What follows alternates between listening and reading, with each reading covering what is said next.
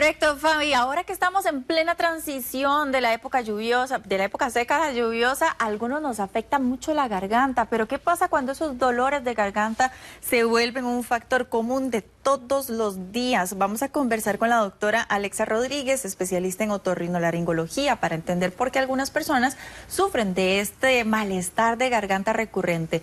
Vamos a abordar las principales causas, cuándo es necesario acudir al médico y qué medidas podemos tomar para cuidar mejor nuestra salud respiratoria. Doctora, bienvenida, feliz semana. Feliz semana, igual, encantada de estar con ustedes compartiendo un tema tan importante y de consulta tan frecuente. Bueno, y ahora que dice frecuente, ¿cuáles son las causas más frecuentes por las que una persona puede estar con esa molestia constante en la garganta? Tienes que hay 4 principales. Bueno, la primera y de las más frecuentes, las alergias. Luego el reflujo, ¿verdad? Las personas que sufren de reflujo, virus, bacterias y después que tengan problemas para respirar por la nariz, entonces abran la boca y eso también les produce dolor en la garganta, entonces se conocen como respiradores orales. ¿Y eso qué es lo que genera? ¿Como resequedad? Resequedad, porque hay que acordarnos que parte de la función importantísima de la nariz es que el aire entre y cuando entra lo humidifica, entonces le da humedad, lo calienta también y lo purifica. Entonces imagínate que el aire entre completamente a la garganta seco, sin humedad y frío, entonces como que la raspa. Ajá. Entonces eso produce un proceso inflamatorio y es muy molesto para los pacientes. Ahora está sucediendo una situación que sobre todo los vecinos de Poás me imagino que deben estar experimentando, la bendita erupción o actividad volcánica del Poás, y esto podría generarles también afectación a nivel de garganta. ¿Y qué tipo de problemas? Sí, claro, por los químicos, ¿verdad? Que se producen de los gases, ya sea que sea gas o ceniza, ¿verdad? Que va a exponer el volcán, entonces lo que va a hacer es que va a irritar las vías respiratorias, va a producir inflamación en la nariz, va a producir congestión, entonces nariz que no funciona, no filtra, no humidifica el aire, entonces tenemos la necesidad de abrir la boca para poder respirar y eso irrita. También la exhalación, ¿verdad? Directa del aire contaminado, al tener tantos irritantes, ¿verdad? Y ácido sulfúrico que cuando se pone en contacto con el medio ambiente, entonces produce un tipo de corrosivo, entonces produce un proceso inflamatorio local, entonces por eso es que las personas están tan afectadas y a ellas a las que más hay que estarles recomendando que estén tomando agüita, que se limpien la nariz, a toda esta población que está tan cerca y que la están sufriendo tanto, ¿verdad? Doctora, qué vacilón, ahorita usted dice limpiarse la nariz y uno dice, bueno, pero la nariz, ¿qué tiene que ver con la garganta? Ah, bueno, es que por eso es otorrinolaringología, siempre les digo, porque la nariz es el filtro. O sea, la garganta, la función principal de la garganta no es pasar el aire, es pasar los alimentos. Entonces, si una persona empieza a respirar por la garganta, tenemos un problema. En la parte de atrás de la nariz hay una conexión con la garganta, ¿verdad? Que es la nasofaringe. Entonces, es parte de un tubo respiratorio. Entonces, ese tubo respiratorio tiene que tener un equilibrio. Entonces, lo de arriba afecta a lo de abajo y lo de abajo afecta a lo de arriba. Entonces, un reflujo nos puede llegar tan fuerte hacia la nariz como para producirnos inflamación y hasta que el oído se tape, como un problema en la nariz nos puede producir problemas a nivel de la garganta y de la laringe. Entonces todo se conecta. Todo se conecta. Doctora, hay personas que dicen, tengo como 3 días de que me duele la garganta, seguro es que me voy a resfriar, pero no piensan jamás en que puede ser otro factor el que esté desencadenando este dolor. Así es. Entonces, ¿qué es muy importante, Pau? Saber cuál es el tiempo. Primero, nunca normalizar los síntomas, ¿verdad? Nunca pensar que es normal estar enfermo o que esto ahorita se me va a pasar, que puede ser, ¿verdad? Las reacciones alérgicas, si estás expuesto, digamos, como pasa con la ceniza del volcán Poás, o si vas a otro lado, ¿verdad? Que muchas veces puede ser un perfume o algo que había en una casa y eso es pasajero. Sin embargo, ojo, cuando ya los síntomas permanecen más de 2 semanas, no cura, no era tan rápido, tampoco se hizo la gripecita que pensábamos que iba a pasar y entonces esto se nos empieza a complicar un poco más y pueden aparecer o pueden estar escondiendo otras enfermedades o situaciones que son todavía más importantes y más críticas para el paciente. ¿Un dolor de garganta podría ser viral, por ejemplo, o es estrictamente bacteriano, por ejemplo? No, la mayoría pueden ser virales y como te digo, pueden ser virales y además por un reflujo, por una alergia, por dormir mal, por no respirar adecuadamente. El problema es cuando esto persiste, se hace muy seguido y está acompañado de otros síntomas que podrían estar ocultando inclusive un cáncer, ¿verdad? ¿Cómo cuáles, doctora? Sí, entonces hay síntomas que, digamos, ya una persona que tiene más de 15 días de tener un dolor en la garganta y que empieza que se le aparece una pelotita que uno les dice ganglios, ¿verdad?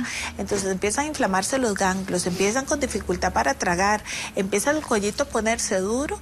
Ojo, porque esos son síntomas de procesos malignos, ¿verdad? Los cánceres así empiezan, entonces hay que tener cuidado. O nada, ningún dolor de más de 15 días y menos de 3 semanas, ¿verdad?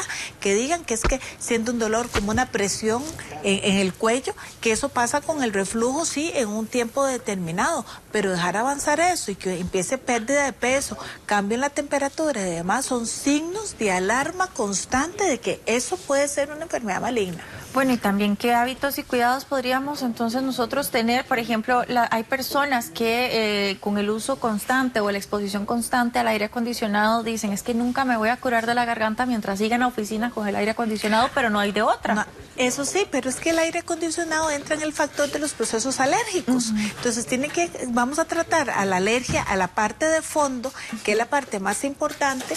Entonces ver qué es lo que nos está produciendo este proceso de alergia y poderlo resolver. Porque de lo contrario, esos cambios en la temperatura y demás van a producir estos problemas. Es como, digamos, ¿en qué paciente les va a producir más problemas? En los pacientes que tienen las amígdalas grandes. Muchas veces dice, bueno, doctora, ¿y las amígdalas grandes van a producir un problema? ¿O cuándo me debo yo operar de las amígdalas? ¿O por qué? Bueno, en este tipo de pacientes, cuando las amígdalas están muy grandes, con poquito que se inflamen más por un proceso alérgico o de contaminación, ¿verdad? Que es irritativo local, se hacen todavía más grandes, van a producir obstrucción y les va a empezar a doler y va a ser un dolor crónico y que va a estar ahí constante, insidioso, eso que les digo yo que te roba la paz, es que nada que te robe la paz. Ya vamos a seguir con el tema de las amígdalas porque eso me interesa bastante, también es muy frecuente, pero antes le quiero contar que la doctora Alexa Rodríguez es especialista con más de 20 años de experiencia en ronquido, insomnio y problemas para respirar.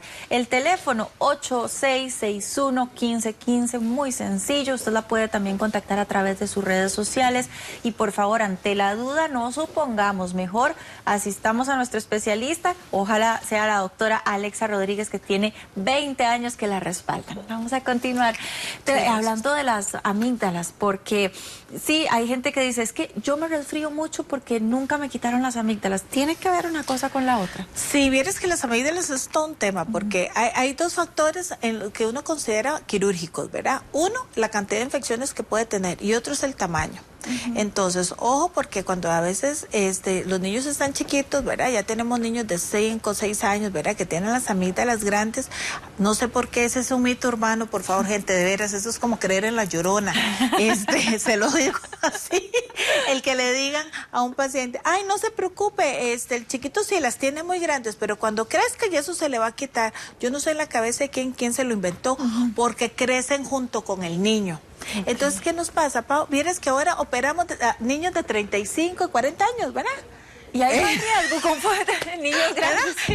Ya niños un poquito más grandecitos y desarrolladitos. Entonces, ¿qué pasa? El tejido es diferente. ¿Por qué? Porque el otro día les ponía el ejemplo. No es lo mismo comer carne de ternero que de vaca. ¿Verdad? ¿Por qué? Porque el ternerito está más suavecito, ¿verdad? Sí. Entonces, ¿qué pasa? A la hora de hacer una cirugía, los tejidos son mucho más suaves en los niños y se recuperan más rápido. No solo más rápido, al niño casi no le duele, es más chineadillo, pero no le duele, se recuperan rápido, no sangra. La dieta es justo para ellos porque uno les pone a comer que coladitos, que heladitos, que Gerber, que gelatinita, sí, pero usted ponga a un adulto a comerse un Gerber, una gelatinita 3 días y están así, sufren montones y los tejidos son más duros.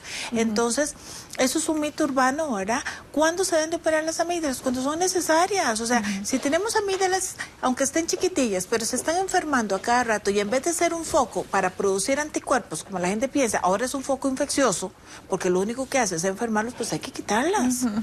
O si no, de que es peor estar dando antibióticos, barre la flora intestinal, nos baja el sistema inmunológico, nos produce una disbiosis intestinal y vamos a tener más problemas. Okay. Podríamos decir entonces que las amígdalas son como las muelas del juicio, que si no molestan, no hay que quitarlas. Exactamente, y si molestan, se tienen que quitar. ¿Para qué? Para mejorar la calidad de vida y el sistema, inclusive todo lo que es el sistema inmunitario, ¿verdad? Entonces, eso cuando están, digamos, infecciosas. Y lo otro es el tamaño. La ventaja es que cuando son amígdalas muy grandes, yo por técnica quirúrgica no las saco del todo, entonces las podemos reducir.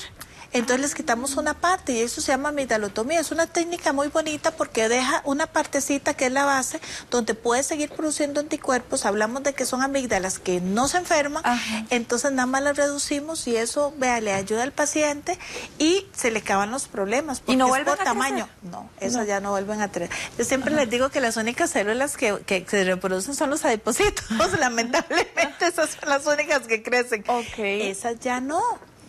Pero también hay que ver la edad en la que uno lo va a hacer, pero no, las amígdalas no vuelven a crecer y es una muy buena técnica. Entonces hay que escoger muy bien el paciente y saber qué es lo que está pasando. Entonces en los problemas de garganta, ¿qué es? Como en cualquier otra enfermedad, descubrir cuál es la causa que lo está originando para poder establecer el tratamiento más indicado.